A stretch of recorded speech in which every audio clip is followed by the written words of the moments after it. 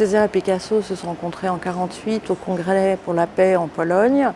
Et à l'issue de ce congrès, ils ont visité les camps de concentration de Birkenau et d'Auschwitz. Corps perdu, c'est ce travail qu'ils ont fait en commun, qui rassemble 10 poèmes écrits par Césaire. Chaque poème est illustré par 2 gravures de Picasso. Toutes les gravures qui illustrent les poèmes sont des gravures au trait, très épurées, qui mélangent la flore, l'humain et de temps en temps quelques animaux.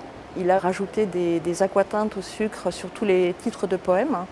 Et on voit que ça ressemble presque à l'aquarelle. L'écriture de Césaire, c'est un cri de révolte contre la situation des anciens esclaves à la Martinique, dans un pays encore colonisé. C'est aussi un cri de libération, c'est un cri qui veut faire renaître l'homme et la dignité de l'homme. Il parle des bateaux, il parle de la traite, il parle de l'esclavage. Pour lui, ça a été un moment très important de s'exprimer sur cette situation. Césaire et Picasso se rencontrent autour de ce combat pour la paix, même si après ils ne se fréquenteront pas très souvent ou pas régulièrement. Mais il y a quand même cette force qui les unit et cette reconnaissance, le temps d'un livre, au moins le temps d'un livre.